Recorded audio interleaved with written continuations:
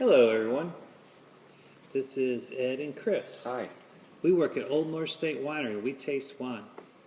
And we record it on an iPad. and then you watch it. We do it every week. You watch it. You drink along with us. You could not. I recommend drinking alone. It makes the experience that much better. Every week we have 2 new wines from all over the world because, well, we like to drink wine. Well, what's not to like? Most importantly, this is the virtual companion to our Thursday night tastings that we do here at the winery every Thursday. So when you can't be with us, you can drink with us virtually. Or if you really like drinking, you come to the Thursday night tasting, buy 2 more bottles, and do the video the following night. That's true. You could absolutely do that. You could do both. We taste 4 wines here in person, and Chef Chris does these beautiful hors d'oeuvres to go with them, each one pairing with the wines. And yeah, we've moved into our barrel room to do these. They've grown to such a large capacity that the dining room is being consumed by our tasters. So we've moved it down to the barrel room to have a little more privacy. And the volume is better. It's hard for Ed to reach everybody in such a wide swath of people. So there's a lot more attention being served now as well. That's right. We try to limit the amount of sound bouncing through our dining room. It's a very old 1800s building with lots of wood that sound likes to bounce off of. It gets kind of loud in there. We even tried doing a PA system, but of course that just disrupted guests trying to have a fine meal. So if you want to come hang out in the barrel room, Thursday nights at 6 p.m. We do 4 new wines every week. It's only $20. Best deal on the 4 planet. wines, 4 foods paired to each individual wines. Yep, it's ridiculous. I'm telling you. And it's a great time. Lots of like-minded people who like to drink wine and socialize and talk about food. And that's right. It's just it's a great environment. And you know the idea behind this was A, educational, to learn about the wines of the world, and B, to find wines that we can fit into your cellar budget so that you can afford to buy more quantity of bottles that are quality wine. Yeah. And boy, there's no one better at it than Ed. Going down the grocery store aisle and randomly picking wines because of their label or a score from some judge is not a great way to buy wine. It's better to taste wine, and then Always. you know if you like it. Always. Only you can taste with your taste buds. It doesn't matter what Chris and I tell you here today, although we will probably. It's pretty good. It's pretty spot on. We'll probably be pretty, apparent to kind of dialing you into the style. But ultimately, your taste buds need to experience it to get the official okay. Because at the end of the day, you're the one that'll be drinking it, and or sharing it with your friends, and you want to have that confidence in what you're serving and consuming. And the Thursday night, there's no better venue for doing that than the Thursday night tasting. Absolutely, Chefy. And boy, let's get into this, because I just took a sip and I forgot how much I love this. I tasted this literally probably 5 weeks ago, and I taste a lot of wines every week, and I start putting wines away for the tasting, and I put wines away for the chef's table, because we have hundreds of wines here to choose from for chef's wine pairings, because we don't put the wine with the food until we know what the food is. Yeah. And so I have to have a diverse portfolio ready.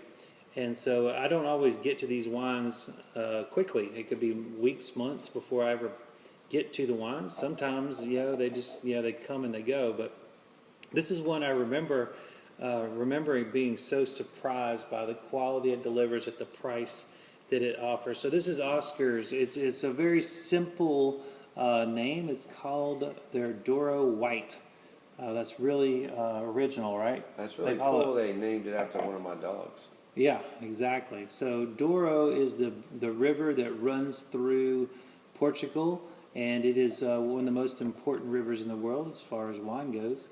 And you have a interesting blend here of 3 grapes you've never ever heard of, and you probably will never be able to remember or pronounce.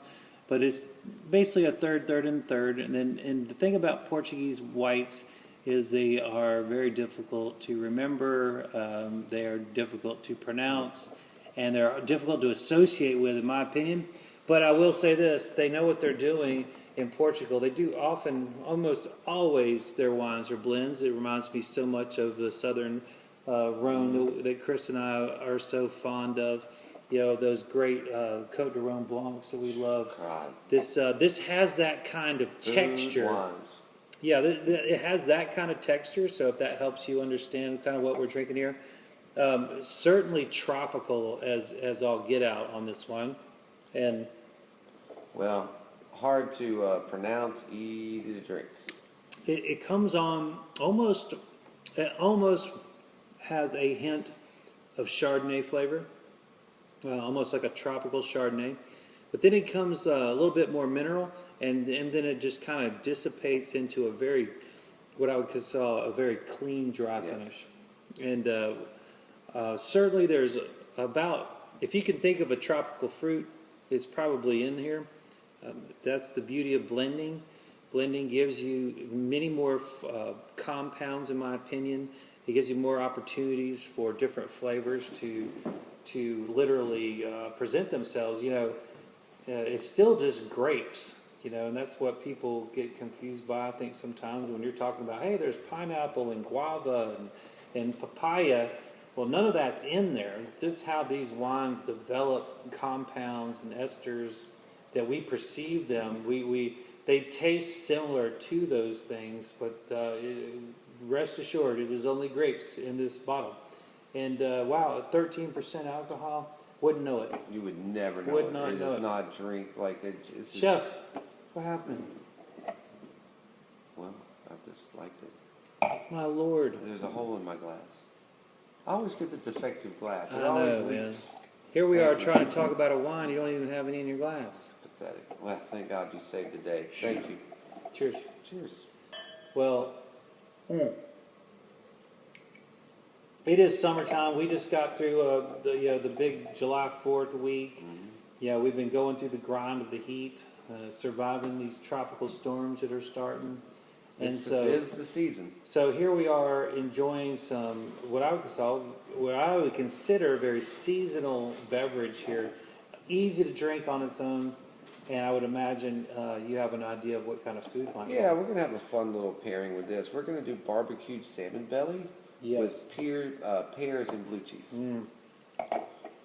I'm so glad you said that, because pears and blue cheese right here, forget It's about it. perfect. And then of course, I did mention that this is very, to me, there's parts of the flavor profile, particularly like in the middle, that really, it almost makes me want to say this is Chardonnay. Clearly it's not, but Chardonnay and salmon, I mean. No brainer. A little sweetness from the barbecue, not a Yeah. lot, but just enough. Of course, we're using the salmon belly, so it's gonna give us that good fat we need. The blue cheese is gonna give us some great fat. The pear is gonna work perfectly with these fruits, not go against it. It's going to work in harmony with that. Making me hungry. Yeah, no doubt. Have that for dinner tonight with this. This is a complex wine. It is. For the money, absolutely. Most Portuguese wines are. I would agree. You know, Portuguese known for their great, their most famous wine, port. But port was an export-only beverage, and the reason why it was created was because people that came from outside the country loved Portuguese wines, but they could not get their wines back without them spoiling, because, you know, back then we had to put things on ships and we had no sulfurs or preservatives, and so what they would do is they would fortify the wines to give them more stability to make it to their final destination. That's how port was born. But it was the great wines of Portugal that people wanted. Is, you know, it was the demand for it, and you know, just like those great IPAs that are overly hopped because they couldn't get the beer back from India, hence Indian pale ales, and you know, it's a very interesting thing how necessity turns into what we desire. And it happens more often than we know. The more we look into traditions, the more we find that it was not the end result was not what the person was looking for, but rather what they ended up with because conditions necessitated Yeah, it. like a good salty ham, Absolutely. you know? Absolutely. Cured because you had to cure it or else it would rot. Yep, it was right. And now, you know, you couldn't imagine not having it salted. Well, and It's such a just treat. rendering all the fat off of Mhm. every animal to preserve all your meat. You know, it's just perfect. Mm-hmm. And now it's considered, upscale or extreme to do all that when, before it was that or die. That is delicious. I hope that y'all enjoy this. Check out, I just noticed the exporter. Right here in It's Salisbury, yeah. The exporter they that brings knew us what's in up. from Portugal is from Salisbury, just down the road. How cool is They got that? a really cool. If you've never been to Salisbury, it's a great little town, great downtown. Got great breweries, great restaurants. It did not used to be that way when we were growing up. We had a family member in Salisbury that we would go and visit, and Salisbury had nothing going on. Mm-hmm. Of course, this was 100 years ago. But, boy, they've found their spark. Oh yeah, yeah, There's absolutely. a lot of towns in North Carolina have. Cheerwine, I believe, is founded Mm-hmm. there. That's not the kind of wine we necessarily drink, Chef. Although we're not afraid to reference it every now and then. Sure. But no, that would not be our choice in the glass. Well, Chef, we're going to keep it light today. We're going to just go with a Pinot. We're not going to go over the top like we did love in it. our last episode. We had that huge Syrah. Well, that huge Syrah was something else. So. And boy, did not last long. As Well, big as it was, it put did up not it stand put a up chance. a decent fight, but it was outmatched. So we are going to do a Pinot, but this is one that I tasted with my good friend Rodney, who I'm very fortunate to get to taste with periodically. He's a certified wine educator, and he works for a distributor. And every time we get together, it's really nice. Remember, we had that big Pinot tasting. And every time Rodney comes in, he's carrying a bag of the good stuff. I mean, you never see Rodney with anything, and I don't mean this the wrong way, because I live on middle of the road wines. But Rodney's always bringing the thunder. Yeah, he's a good steward for sure. So this is a incredible value. Now, many of you know this is Unsorted from the Plymouth Wine Company, and this is their Pinot Noir. And if many of you know 20 Rose Cab, it's been a huge success for us. We get people every month. People are asking to order 6 bottles or a case. I probably haven't served it here. It's been a while. Well, it's been since before COVID, but we have a loyal following that just drinks it at home, and fills their cellar up with it. It's an amazing boutique Cabernet producer, and this is from the same folks.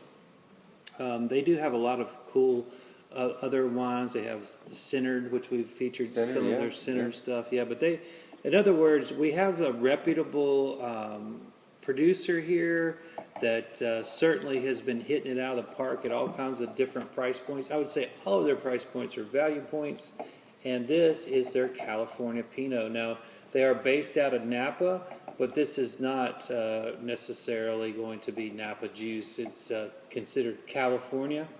I've yet to find exactly where they're sourcing from, but not necessarily that important as long as we like what it is, right? And so let's take a look here.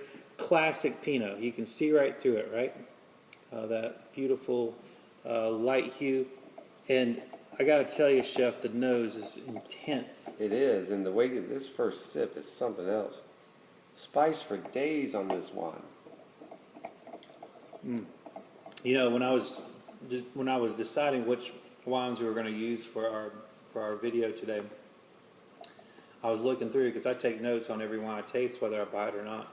And I was fumbling through my sheets because I've had this case sitting there, and I was like, where are my notes on that? I remember how much I thought it was a great value, but I couldn't remember. And it was, the big thing that I had pointed was the spice and the vanilla and the fruit. I mean, it was just like, and I put exclamation points beside it, great value. So what you have here, in other words, is something that has a lot of flavor. It's tons of flavor. It's almost like the mulling spice you do in the tea during the winter holidays. You're getting the orange, you're getting the clove, you're getting the vanilla. Yeah. You're, Allspice, maybe? Allspice for sure. Yeah. You're getting a little nutmeg, touch of cinnamon. Yeah. I'm even getting a little espresso on this. I mean, it's all over the map. In a good way. Yeah, it is. It's hard to believe that there's this much flavor in this wine. Oh, when you talked about the nose too, I mean, the nose didn't prepare you for the spice. I mean, the nose is terrific, but it sent your senses left, and the taste brought it back to the right. I mean, it just Yeah, and there's also, without a doubt here for me, cherry cola. cherry cola. Cherry- You're talking about cheer wine. And Yeah, right. I mean, it's right. It's in that realm for sure, and like a luscious mouthfeel. Luscious for sure. There's beautiful texture. Great balance. You know, the spice doesn't tip it. You know, the spice is there on the front, but it's not all. It's not just that. I mean, you got a roundness. You got good acid on this. Oh yeah, the acid. I'm And leaking it's right not here. so. It's not so fruity and spicy. It doesn't have body. It does have a little body. I mean, Pinots Right. aren't supposed to be huge, but I mean, it's got enough body to support all these flavors. Terrific.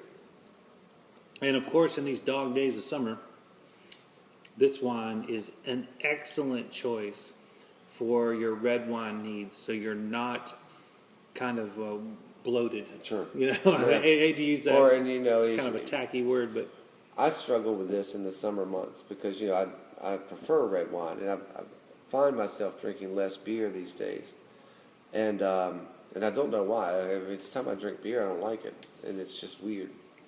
But so it's hard for me in the summer to find good hot weather reds, and this is a great hot weather red. yeah, I think you'll find that this will go with just about all of your summertime foods. But what do you got in mind? Oh, we're gonna do that spiced pork belly with the Hickory Grove cheese. Beautiful, beautiful. Look, there's a little Do gannett. you see it? He's. I know he's thinking about. He's thinking about I want He's some thinking Pinot. about that Pinot. If I, And he's like, I would love to try the clove instead of yeah, he heard us talking and buzzed all on his it. favorite. Yeah. So Chef, how many times have we paired Pinot and pork belly together in our Well, day? and you know, it's like, why stop when it's working so well? There's just no reason to. That is going to be lovely. What a nice treat for everybody out there. I'm telling you, this wine is a heck of a treat, and it's just so complex. I mean, it has a lot going on, and yeah, Pinot just keeps getting better. You know, we've been trying all these different Pinots lately, and we're seeing some Russian River Pinots that are just over the top, and you get all those gorgeous Burgundian and Oregonian style Pinots, and now you just kind of get an all-around California that just like goes up. Actually, we're still in this. Yeah, I mean, yeah. the Pinot shows such versatility, and it can. I think Pinot will throw more curveballs than any other varietal. It certainly can, and hopefully people are taking note. I know that I know a lot of people are just kind of adverse to red wines that aren't, you know, over the top, like punch in the face. But you know, if you look at it in terms of food pairing, there's really no better red wine in the world. They're in situational pairings as well. I mean, Yeah, you can do weird stuff with it. You can do weird stuff, and Pinot's a great first red because you know Ed and I have, you know, we do progressive drinking, and so you know, and I don't know how many people there at home do that, but you know, Pinot's a great first bottle. Yeah. As you work your way through, you don't want to open up a big Napa Cab when you're just starting out your evening or your afternoon. You know, you want to kind of walk the steps, as they say. Right. And just like what you do with dinner, I mean, you don't start with Barolo. You have some bubbles, and then you have some softer whites, and you work your way up. And it's the same thing, even on a life scale. I mean, you just don't want to start with the big stuff. And this is a great, I mean, not to take, this could stand up to all sorts of funky things, but at the same time, it's great afternoon, early evening wine to work your way up to dinner. Totally agree. It's also like, I think about lunchtime, Oh, that's that's perfect. we got, BLT with a glass of this. oh, yes. A little potato salad Yes. and BLT with this. Yeah, so when we have people come in on Saturdays to listen to music, we got so many great musicians here like Craig Vaughn and Jim Mayberry that come in, and Jerry Chapman. We have, I mean, it goes on and on. I'm not meaning to leave anyone out. Just we can't giving name them all. examples, Yeah. but when you get in that music environment midday on a Saturday, or you're kind of in the moment, you're probably going to have a few extra drinks. You better believe it. We see it every Saturday. And having the right wine to get through the day so that you can continue to the evening is important. And having a lighter style red to get you through those fun times, it's not that you got to necessarily go without. It's just that, like Chef said, those steps throughout the day and picking the wine for the time. 13% too. So that's gonna cut you a break on your day drinking. Yeah.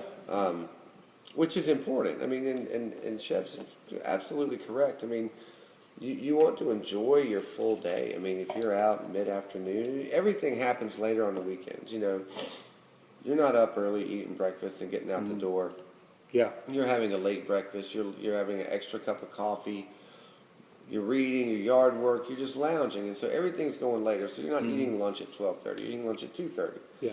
And you're probably having a bigger lunch, like most people do. I think especially when you're old, like Ed and I are. Oh, ancient. I prefer a large mid-afternoon meal and a light dinner, as opposed to a light lunch and a heavy dinner. Because I'm too old. I don't want to eat a big pile of food at 8 o'clock at night.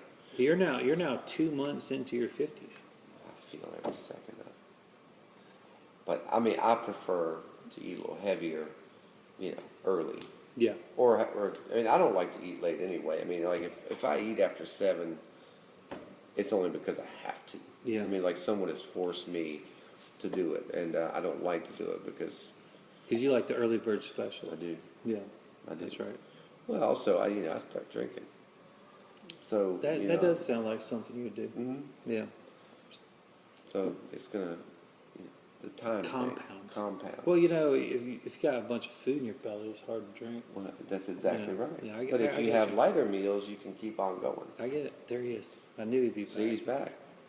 Yeah, vanilla. Oh, look. Vanilla. He's circling your glass I now. know. You go over there to Psalm's glass. He's All learning right. all the mystical words. Bugs. I love summer, but you know what? In wintertime, there are no bugs.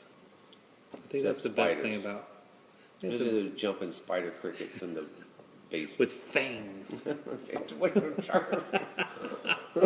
Rip you to shreds. That's right. Yeah. Well, don't forget that we are doing our thing here live at 6 p.m. every Thursday. We do 4 wines, 4 foods to pair along. And if you want to do this virtually, we'll give you 2 full bottles and 2 tasting kits. Do we make money? No.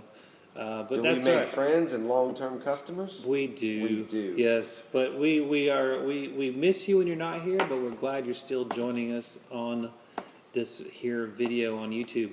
We were just having a conversation off camera before we started about Becca recently purchased a new car. Well, it's a new used car, but the dealership, you get lifetime car washes and inspections and all those things. And I'm like, how do you make any money given all that? It's like, well, you ever going to buy a different car? No. So where are you going to go? Where are you going to go when you get your wine? Hopefully here. Right here. Yeah.